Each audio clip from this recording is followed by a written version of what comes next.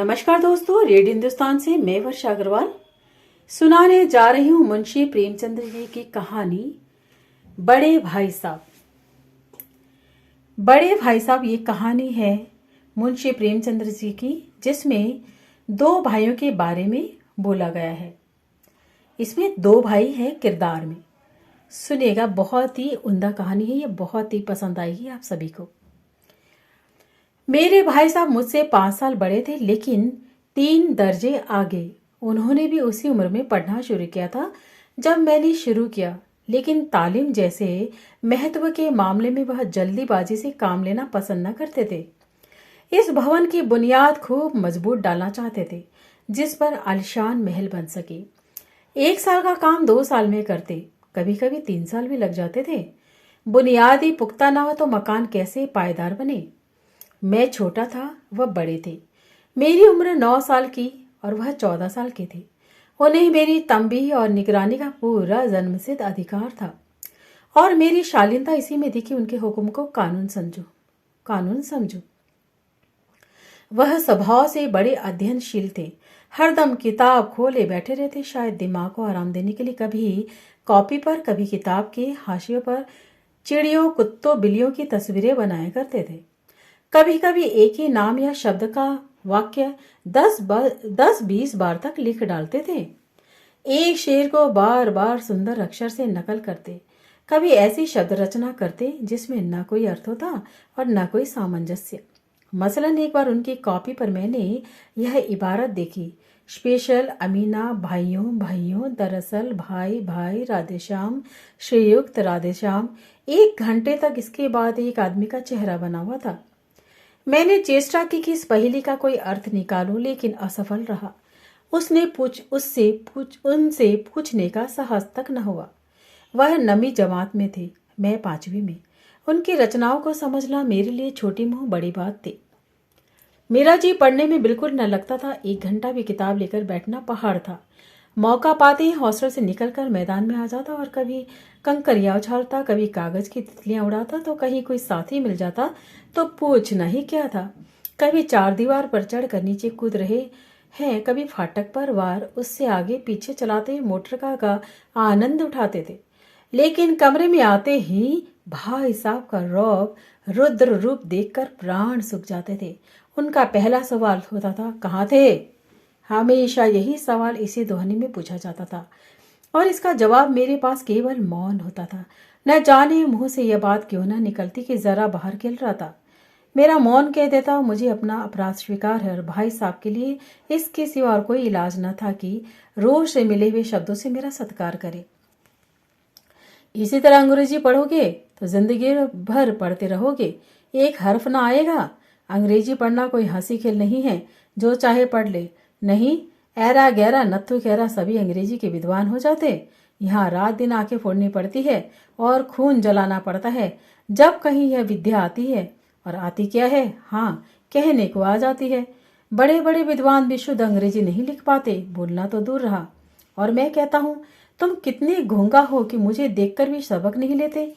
मैं कितनी रात दिन मेहनत करता हूँ, तुम अपनी आंखों से देखते तो हो। अगर नहीं देखते, जो यह तुम्हारी आंखों का कसूर है, तुम्हारी बुद्धि का कसूर है। इतने मेले तमाशे होते हैं, मुझे तुमने कभी कहीं जाते देखा है? रोज ही क्रिकेट और हॉकी मैच होते हैं, मैं पास तक नहीं फटकता, हमेशा पढ़ता रहता हूँ। उस पर भी एक एक दर्जे में 2-2, 3-3 साल पढ़ा रहता हूँ। तुम कैसे आशा करती हो कि तुम यूं खेलकूद में वक्त गवा कर पास हो जाओगे? मुझे तो 2 ही 3 साल लगते हैं। तुम उम्र भर इसी दर्जे में पड़े सड़ते रहोगे। अगर तुम्हें इस तरह उम्र गंवानी है तो बेहतर है घर चले जाओ और मजे से गुल्ली डंडा खेलो। दादा की गाड़ी कमाई के रुपए क्यों बर्बाद करते हो? मैं यह लताड़ सुनकर आंसू बहाने लगता। जवाब ही क्या था, अपराध तो मैंने किया, लताड़ कौन सहे। भाई साहब उपदेश की कला में निपुण थे। ऐसी ऐसी लगती बातें कहते, ऐसे ऐसे शुक्ति बाण चलाते कि मेरे जिगर के टुकड़े टुकड़े हो जाते और हिम्मत टूट जाती। इस तरह जान तोड़कर मेहनत करने की शक्ति मैं अपने आप को न दे पाता था, और उस निराशा में जरा देर के लिए मैं सोचने लगता, क्यों ना घर चला जाऊं। जो काम मेरे बूते के बाहर है उसमें हाथ डालकर क्यों अपनी जिंदगी खराब करूं। मुझे अपना मूर्ख रहना मंजूर था, लेकिन उतनी मेहनत करके मुझे तो चक्कर आ जाता था। लेकिन घंटे 2 घंटे बाद निराशा के बादल छट जाते और मैं इरादा करता कि आगे खूब जी लगाकर पढ़ूंगा। चटपट एक टाइम टेबल बना डालता। बिना पहले से नक्शा बनाए, बिना कोई स्कीम तैयार किए काम कैसे शुरू करूं? टाइम टेबल में खेलकूद की मद बिल्कुल उड़ जाती। प्रातःकाल उठना, 6 बजे मुंह हाथ धोकर नाश्ता करने बैठ जाना, 6 से 8 तक अंग्रेजी, 8 से 9 तक हिसाब, 9 से 9:30 तक इतिहास, फिर भोजन और स्कूल। 3:30 बजे स्कूल से वापस होकर आधा घंटा आराम, 4 से 5 तक भूगोल, 5 से 6 तक ग्रामर, आधा घंटा हॉस्टल के सामने टहलना, 6:30 से 7 तक अंग्रेजी कंपोजिशन, फिर भोजन करके 8 से 9 तक अनुवाद, 9 से 10 तक हिंदी, 10 से 11 तक विविध विषय, फिर विश्राम। मगर टाइम टेबल बना लेना तो एक बात है, उस पर अमल करना दूसरी बात। पहले ही दिन से उसकी अवहेलना शुरू हो जाती। मैदान की वह सुखद हरियाली, हवा के वह हल्के हल्के झोंके, फुटबॉल की उछाल कूद, कबड्डी के वह दाव घात, वॉलीबॉल की वह तेजी और फुर्ती मुझे अज्ञात और अनिवार्य रूप से खींच ले जाती। और वहां जाते ही फिर मैं सब कुछ भूल जाता।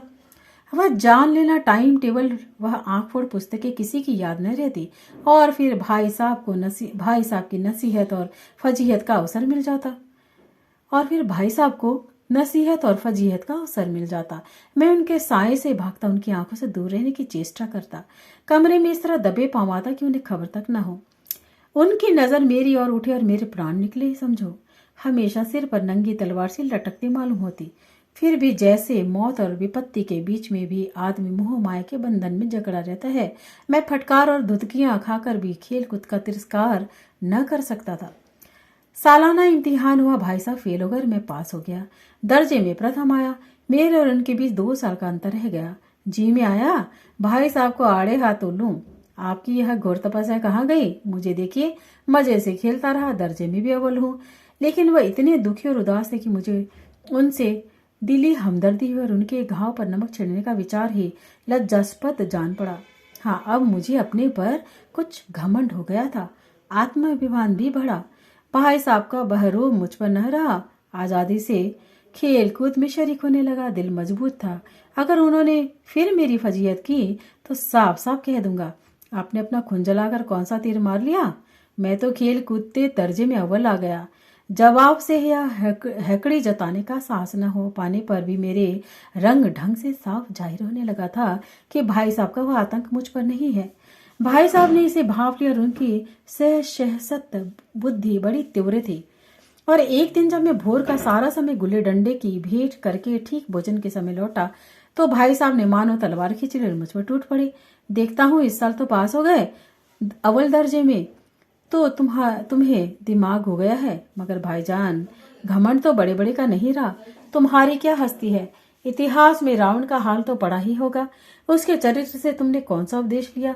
या यूं ही बढ़ गए? महज इम्तिहान पास कर लेना कोई चीज नहीं, असल चीज है बुद्धि का विकास। जो कुछ पढ़ो उसका अभिप्राय समझो। रावण भूमंडल का स्वामी था। ऐसे राजा को चक्रवर्ती कहते हैं। आजकल अंग्रेजों के राज्य का विस्तार बहुत बड़ा हुआ है, पर इन्हें चक्रवर्ती नहीं कह सकते। संसार में अनेकों राष्ट्र अंग्रेजों का आधिपत्य स्वीकार नहीं करते, बिल्कुल स्वाधीन है। रावण चक्रवर्ती राजा था, संसार के सभी मही पूसे कर देते थे। बड़े बड़े देवता उसकी गुलामी करते थे।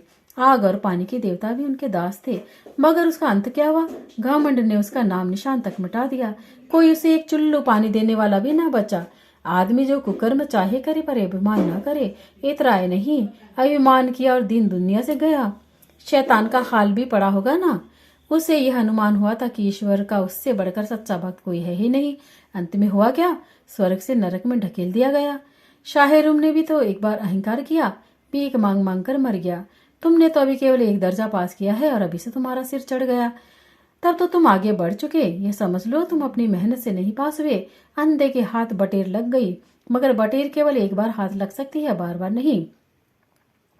कभी कभी गुल्ली डंडे में भी आधा चोट निशान पड़ जाता है। उससे कोई सफल खिलाड़ी नहीं हो जाता। सफल खिलाड़ी वह है जिसका कोई निशान खाली न जाए। मैं फेल होने पर ना जाऊं, मेरे फेल होने पर ना जाओ। मेरे दर्जे में आओगे तो दांतों पसीना आ जाएगा।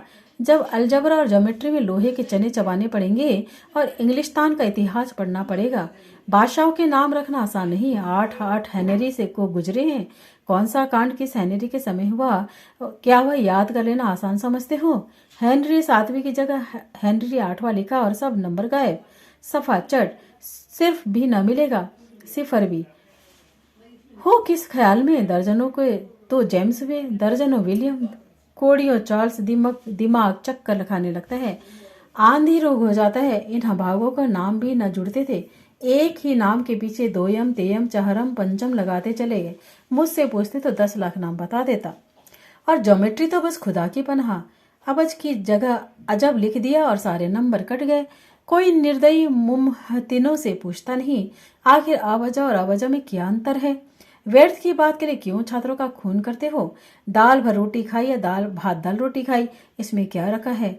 मगर इन परीक्षकों को क्या परवाह? वह तो देखते हैं जो पुस्तक में लिखा है। चाहते कि लड़के अक्षर अक्षर रट डाले और इसी रटन का नाम शिक्षा रख छोड़ा।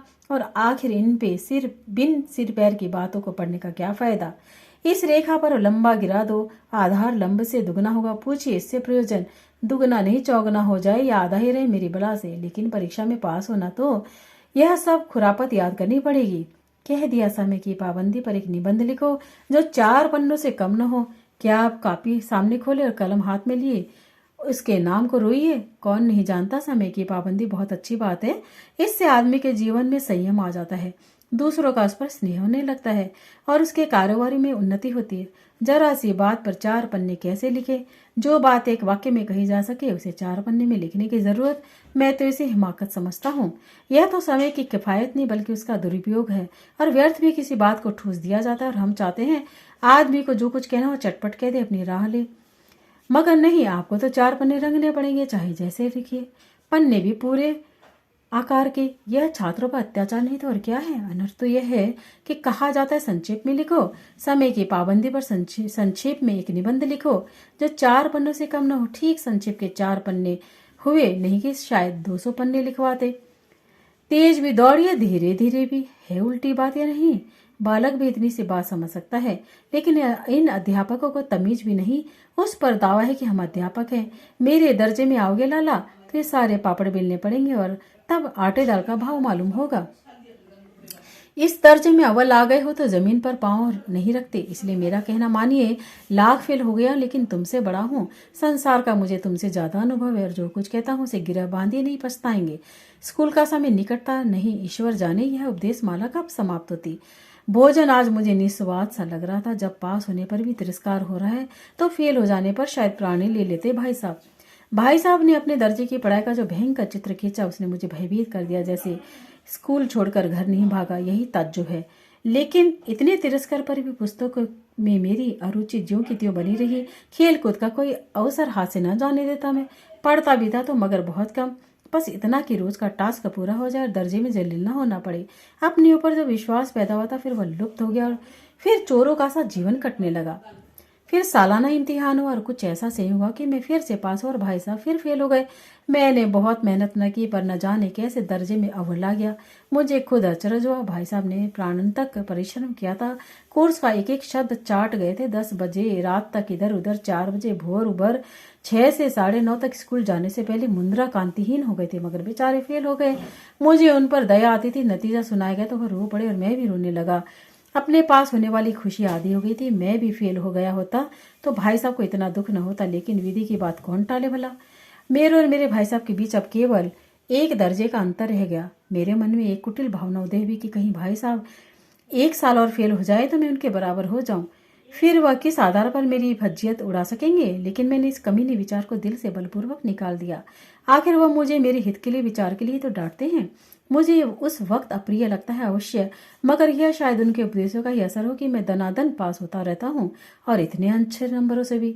अब के भाई साहब बहुत नर्म पड़ गए थे। कई बार उन्हें डांटने का अवसर पाकर भी उन्होंने धीरज से काम लिया। शायद अब खुद समझने लगे थे कि मुझे डांटने का अधिकार अब उन्हें नहीं रहा। मेरी स्वतंत्रता बढ़ी, मैं उनकी सहिष्णुता का अनुचित लाभ उठाने लगा। मुझे कुछ ऐसी धारणाओं की मैं तो पास ही हो जाऊंगा, पढ़ूं या ना पढ़ूं, मेरी तकदीर बलवान है। इसलिए भाई साहब के डर से जो थोड़ा बहुत पढ़ लिया करता था वह भी बंद हुआ। मुझे कनकोए कौन उड़ाने का शौक पैदा हो गया था और अब सारा समय पतंगबाजी में ही बीत होता था। फिर भी मैं भाई साहब का अदब करता था और उनकी नज़र बचाकर कनकोई उड़ाता था। मांझा देना, कन्ने बांधना, पतंग टूर्नामेंट की तैयारी आदि समस्याएं गुप्त रूप से हल की जाती थी।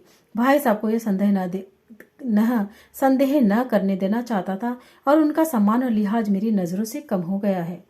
एक दिन संध्या समय हॉस्टल से दूर एक कनकौआ लूटने के बंतहासा दौड़ा जा रहा था। आंखें आसमान की ओर थी, मन उस आकाशगामी पथिक की ओर जो मंद गति से झूमता पतन की ओर चला जा रहा था। मानो कोई आत्मा स्वर्ग से निकलकर विरक्त मन में नए संस्कार ग्रहण करने जा रही हो।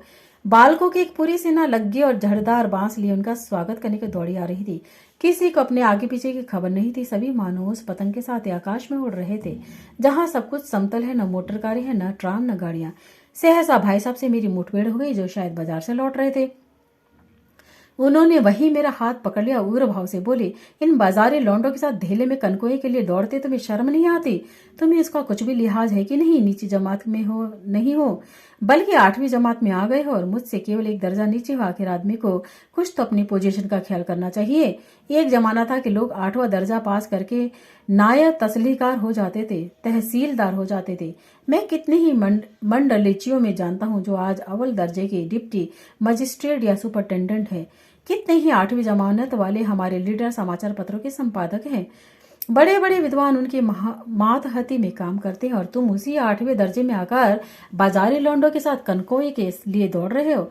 मुझे तुम्हारी इस कम अकली पर दुख होता है। तुम ज़हीन हो, तुम्हें शक नहीं, लेकिन वह जेहन किस काम का जो हमारे आत्मगौरव की हत्या कर डाले। तुम अपने दिन में समझते होगे मैं भाई साहब से महज एक दर्जा नीचे हूँ। अब उन्हें मुझको कुछ कहने का हक नहीं है, लेकिन यह तुम्हारी गलती है। मैं तुमसे 5 साल बड़ा हूँ। चाहे आज तुम मेरी ही जमानत में आ जाओ और परीक्षकों का यही हाल है तो निसंदेह अगले साल तुम मेरे समकक्ष में आ जाओगे। शायद 1 साल बाद तुम मुझसे आगे निकल जाओ, लेकिन मुझ में और तुम में 5 साल का अंतर है, उसे तुम क्या खुदा भी नहीं मिटा सकता। मैं तुमसे 5 साल बड़ा हूँ और हमेशा रहूंगा। मुझे दुनिया और जिंदगी का तजुर्बा है, तुम उसकी बराबरी नहीं कर सकते, चाहे तुम MA, DPhil और D.Litt ही क्यों न हो जाओ। समझ किताबें पढ़ने से नहीं आती। हमारी अम्मा ने जो कोई दर्जा पास नहीं किया था और दादा भी शायद 5वीं जमानत के आगे नहीं गए, लेकिन हम दोनों चाहे सारी दुनिया का विद्या पढ़ लें, अम्मा और दादा को हमें समझाने और सुधारने का अधिकार हमेशा रहेगा। केवल इसलिए नहीं कि वे हमारे जन्मदाता हैं, बल्कि इसलिए उन्हें दुनिया का हमसे ज्यादा तजुर्बा है। अमेरिका में किस जरह की राज व्यवस्था है और 8वें हनेरी ने कितने विवाह किए और आकाश में कितने नक्षत्र हैं, ये बात चाहे उन्हें न मालूम हो, लेकिन हजारों ऐसे आते हैं जिनका ज्ञान उन्हें हमसे और तुमसे ज्यादा है। देव न करे आज मैं बीमार हो जाऊं जो तुम्हारे हाथ पांव भूल जाएंगे। दादा को तार देने के सिवा तुम्हें और कुछ न सूझेगा, लेकिन तुम्हारी जगह दादा हो जो किसी को तार न दे, न घबराए, न बदभास हो। पहले खुद मर्ज पहचान का इलाज करेंगे, उसमें सफल न हुए तो किसी डॉक्टर को बुलाएंगे।